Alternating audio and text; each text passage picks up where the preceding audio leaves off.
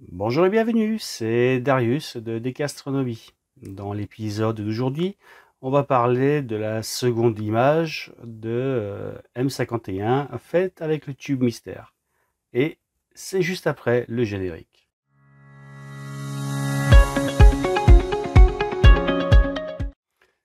Alors pour cette nouvelle image, il y a deux choses qui ont changé. Le temps de pause, aussi bien unitaire que le temps de pause cumulé. Et évidemment, qu'est-ce qui m'a permis de doubler le temps de pause unitaire? C'est évidemment un petit accessoire. Donc on va commencer cet épisode par le déballage de l'objet mystère qui a permis en partie d'améliorer la deuxième tentative de M51. Aujourd'hui, un déballage d'un petit colis pour... c'est écrit pour Darius. Évidemment, c'est un colis qui vient de ma boutique d'astronomie préférée, Le Bon Coin. Bon, évidemment, il y a des boutiques beaucoup plus sérieuses, mais c'est quand même là ma principale source d'approvisionnement. Parfois, on a de bonnes surprises, parfois, on a des surprises moins bonnes, mais bon.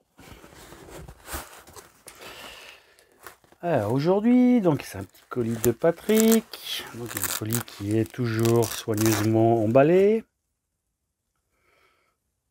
Donc il y a plein de mousse, une grosse boîte bien légère.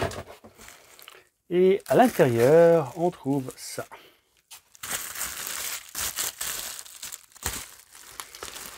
Et à l'intérieur de cette enveloppe bulle, on trouve ça.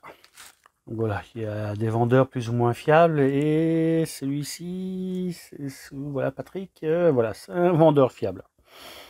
J'ai déjà fait plusieurs transactions avec lui. Donc normalement, je ne devrais pas avoir trop de problèmes. Alors, c'est un IDAS Nebula Filter LP quelque chose, D2 en 2 pouces. Et bon, le première impression, quand je regarde des petits reflets, un des deux côtés a l'air déjà pas trop mal. Et l'autre côté, eh ben, c'est propre. Bon, ben voilà. Alors, la particularité de ce filtre, donc Made in Japan, 48 mm, et donc c'est un IDAS LPS D2. On voit assez bien au travers, et la particularité, c'est que ce filtre dégomme pas mal le bleu. En fait, voilà, il enlève pas mal de pollution lumineuse sur la raie du sodium, ou les raies du sodium, selon que ce soit de l'éclairage basse pression ou haute pression au sodium. Il dégomme aussi pas mal donc les raies émises par les lampes classiques qui sont aussi donc au mercure. Donc ça, c'est les anciennes technologies. Et malheureusement, aujourd'hui, il y a de plus en plus d'éclairage LED qui pollue tout le spectre, et notamment le bleu. Et donc la particularité de ce filtre, c'est qu'il dégomme très bien une bonne partie du bleu émis par l'éclairage LED, ce qui devrait me permettre de... voilà. J'espère pouvoir doubler le temps de pause avec ce filtre. Donc au jour d'aujourd'hui, avec un filtre UVI Haircut, j'arrive avec un gain raisonnable à faire des pauses d'une minute, et au-delà, ça commence déjà à saturer. Bon, parfois je peux monter à 2 ou 3 minutes, mais voilà, avec des tubes très peu lumineux. Là, le but du jeu, c'est justement de pouvoir voilà, passer d'une minute à 2 minutes par rapport à un filtre UVI Haircut, et du coup améliorer considérablement le rapport signal-bruit. Bon, donc petit rappel, dans l'épisode précédent, j'avais navigué entre les nuages et j'ai réussi à avoir 39 minutes, ou 39 pauses d'une minute, sur la galaxie M51. Alors évidemment, c'est un temps de pause à la fois unitaire et cumulé très court, mais bon, avec les nuages, j'ai pas pu faire mieux. Et petite parenthèse, au niveau des temps de pause unitaires, j'ai pas pu dépasser une minute parce que justement l'image était saturée trop rapidement à cause du fond de ciel qui est très présent dans l'agglomération lyonnaise, puisque c'est la ville lumière avec énormément de pollution lumineuse. Et donc du coup, j'ai pas pu dépasser 1 minute de temps de pause unitaire. Alors grâce à ce filtre IDAS, lors de la deuxième tentative, j'ai pu doubler le temps de pause unitaire et j'ai pu faire également un peu plus de pause. Ce qui m'a permis, au final, d'arriver à 1h54 cumulée en pause de 2 minutes. Alors, si on compare les deux images que vous pouvez retrouver sur la vignette de la vidéo, on voit que sur la première image, il y avait évidemment un peu plus de jaune. Le jaune qui a été en partie dégommé par le filtre IDAS, qui justement coupe pas mal de jaune, parce que c'est là où on trouve les raies du sodium. Et si on regarde dans le bleu, et finalement, bien que donc l'image était quand même pas mal amputée aussi dans le bleu, dans le vert, enfin un peu dans toutes les longueurs d'onde, et il y a quand même des couleurs qui sont assez sympas, même si effectivement il y a une carence de jaune. Mais bon, voilà, en faisant la balance des blancs assez correctement, enfin par photométrie, on arrive quand même à retrouver un peu de couleur naturelle dans la galaxie. Et donc notamment une belle présence de bleu dans les bras de la galaxie où il y a pas mal d'étoiles jeunes.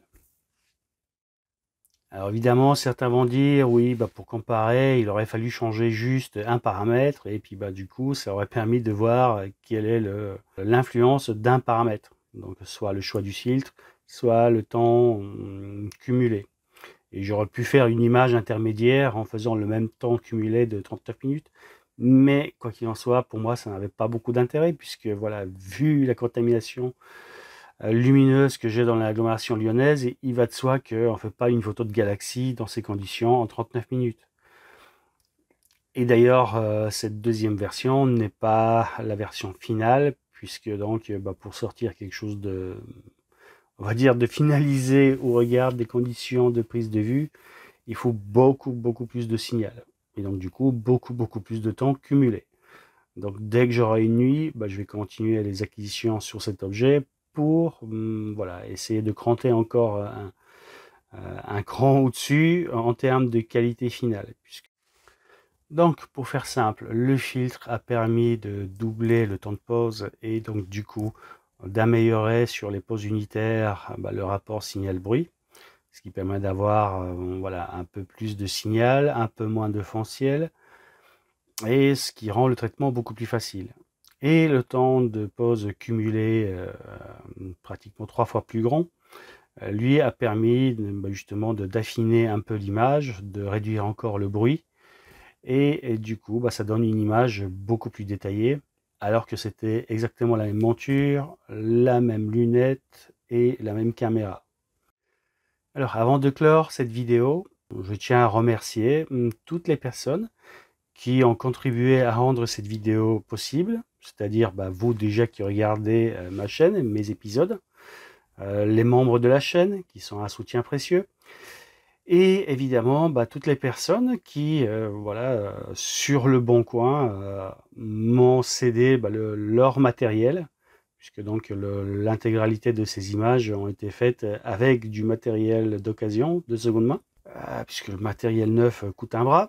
Et voilà, donc je tenais à remercier particulièrement ces personnes qui contribuent beaucoup à l'avenir de la chaîne. Avant de clore, s'il y a une première version et une deuxième version, comme on dit, jamais 203, donc il y aura un troisième épisode, mais cette fois-ci avec un temps de pause, on va dire, beaucoup plus raisonnable, pour arriver à un résultat final que je pourrais qualifier de beaucoup plus satisfaisant que ce que j'ai montré dans ces deux épisodes. Il va de soi que le ciel lyonnais ne rend pas vraiment hommage au matériel que j'ai utilisé, donc dès que j'aurai l'occasion, j'essaierai de refaire la même photo dans la nature, loin de la pollution lumineuse, et là ça permettra de cranter encore un cran au-dessus en termes de qualité d'image finale. Et du coup, si vous voulez voir ce que ça va donner, n'hésitez pas à vous abonner, n'hésitez pas à activer la petite cloche de notification, puisque vous avez remarqué que mes vidéos sortent pas tout à fait de façon régulière. Mais bon, à très bientôt, à plus, ciao ciao.